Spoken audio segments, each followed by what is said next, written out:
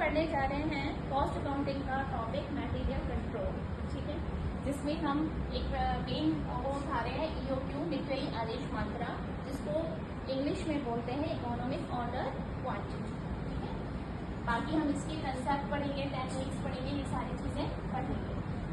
क्या होता है सामग्री नियंत्रण या मटेरियल कंट्रोल में दो वर्ड जुड़े हुए हैं, मटेरियल और कंट्रोल, दोनों से मिलकर बनना है मटेरियल मतलब सामग्री प्लस नियंत्रण।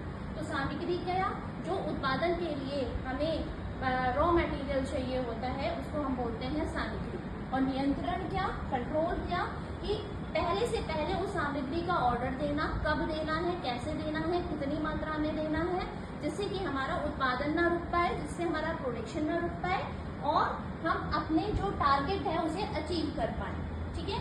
डेफिनेशंस दे रखी है ये। आगे हम चलते हैं, मटेरियल कंट्रोल के ऑब्जेक्टिव्स क्या होते हैं, ठीक।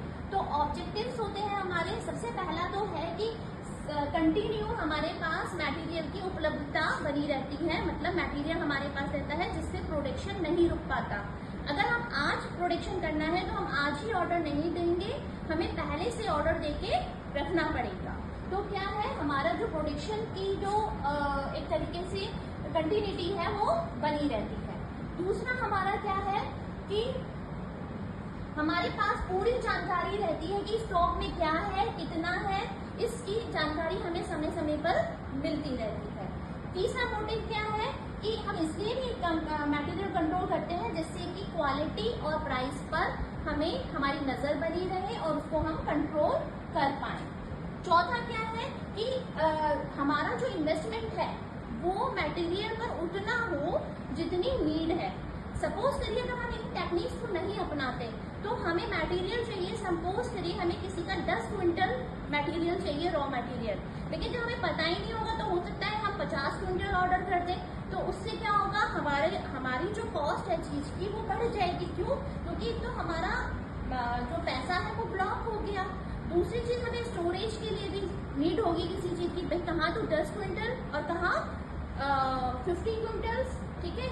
तो क्या है, जितना हमें नीड होती है साइकिल को चलाने के लिए उतना हम इन्वेस्ट करते हैं मटेरियल पर, ठीक है, जिससे हमारी स्टोरेज कॉस्ट भी कम आती है, उसका भंडारण करने की कॉस्ट भी हमारी कम आती है।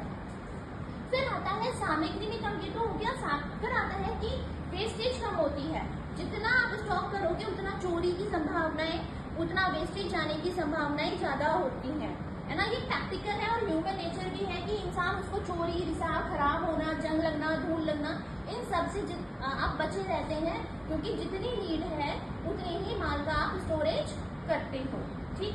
नेक्स्ट है आपका, आप जब माल मंगाते हैं तो केवल उतना ही का ही आदेश देते हैं जितने की नीड होती है, क्योंकि आप इसमें ये टेक्निक भी पढ़ते हैं कि कितना एक बार में आप ऑर्डर दें, कितना ऑर्डर दें। तो क्या है, आप सही व्यक्ति से सही माल मंगाने में सक्षम होते हैं।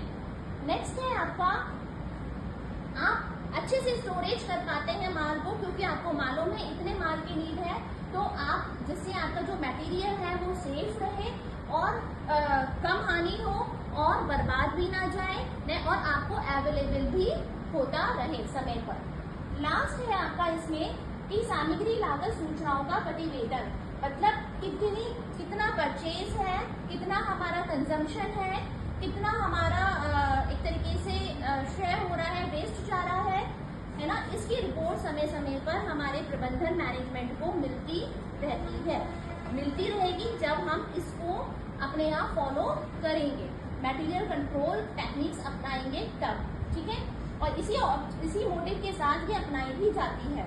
ये सारे पॉइंट्स मैंने आपको बताए। एक ट्रिक फॉर्म में अगर आप देखना चाहें तो स्विकल वर्सर के नाम से आप इसको याद कर सकते हैं, CIQLWISR। C for continuous production, मतलब माल आता रहता है। जो इन्फॉर्मेशन आपको चाहिए मटेरियल से रिलेटेड वो आपको आसानी से मिल जाएगी। I फॉर इंफॉर्मेशन, यही आपके पॉइंट्स भी थे, ठीक है। यहाँ पर Q for quality and price, quality और प्राइस पे आप कंट्रोल कर सकते हैं।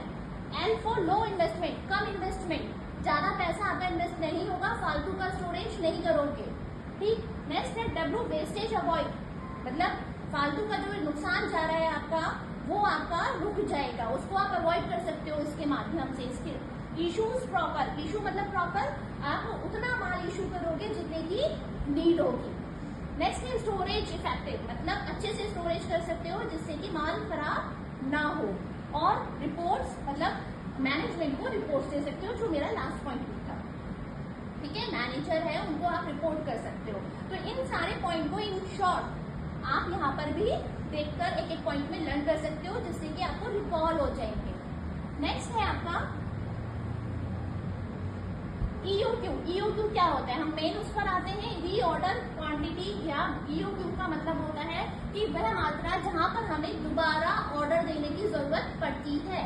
ठीक है, या एक बार में जितना ऑर्डर हमें देना होता है उसे हम इकोनॉमिक ऑर्डर क्वांटिटी बोलते हैं। समस्या क्या आती है कि कैरिंग कॉस्ट बढ़ जाए, आज हम निकाल रहे तो हो सकता है भविष्य में कैरिंग कॉस्ट बढ़ जाए, ऑर्डरिंग कॉस्ट बढ़ जाए कई बार। तो क्या होता है, इन दोनों के बीच में आपको बैलेंस बनाकर चलना होता है। नेक्स्ट है आपका EOQ के लिए मुख्य सूचनाएं आपको क्या क्या चाहिए, EOQ कैसे निकालेंगे। इकोनॉमिक ऑर्डर क्वांटिटी के लिए आपको क्या क्या चीजें चाहिए होती है।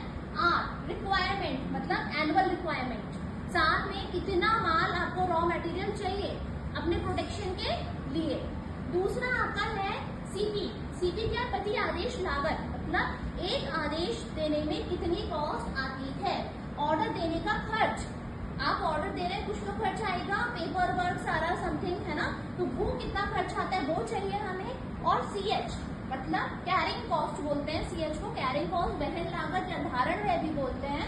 तो स्टॉक रखने का खर्च, मतलब किराया, बीमा, ब्याज, खराब होना, ये सारा मतलब हमारा क्या होता है, कैरिंग कॉस्ट या ऑर्डर कॉस्ट। ठीक है, तो जब हम EOQ निकालना चाहते हैं, इकोनॉमिक ऑर्डर क्वांटिटी निकालना चाहते हैं, तो हमें ये तीन चीजें चाहिए होती हैं। नेक्स्ट आता है क्या फॉर्मूला होता है, अब हमें ये तीन चीजें चाहिए। ठीक है, तो कैसे, कैरिंग कॉस्ट का होल्डिंग कॉस्ट बोलते हैं, होल्डिंग कॉस्ट का जो हमारा है QO/2 फॉर्मूला है। QO यहाँ ऑर्डर क्वांटिटी है और CH हमारा क्या है, holding cost per unit per year है। ठीक है, अगर हम इसे अमाउंट में निकालना चाहें तो। EOQ का निर्धारण कैसे करते हैं, हमें सबसे पहले ये डिसाइड करना होता है कि कितना हमें पूरे साल में रिक्वायरमेंट है, R कितनी है। दूसरा, हमारे कितना हम उसमें से कंज्यूम कर रहे हैं, क्या रेट से कंज्यूम कर रहे हैं। तीसरा, प्राइस क्या है, P हम मान के चलते हैं कि हमारा स्थिर है, कांस्टेंट है, ये नहीं है कि आज इतना है तो कल बढ़ जाएगा फिर घट जाएगा। जब हम ये निकालते हैं EOQ तो उस समय हम ये मान के चलते हैं कि प्राइस जो है P है किसी यूनिट का वो पूरे साल कांस्टेंट रहेगा। ठीक है, तीसरा है आदेश लागत स्थिर रहती है, ये हम मान के चलते हैं पूरे साल के लिए। कैरिंग कॉस्ट स्थिर रहती है, एक बार जो हम लेते हैं ये भी मान के चलते हैं। स्टॉक खत्म होते ही नए माल का तुरंत, मतलब ये भी मानते हैं कि जब स्टॉक खत्म होता है तो नया माल हमें तुरंत मिल जाता है। ये हमारी मान्यता है जिसको मानकर हम EOQ का फॉर्मूला पुट करते हैं। नेक्स्ट है आपका क्या फॉर्मूला है EOQ का, रूट में 2RCP, R for requirement, CP for order cost. ठीक है,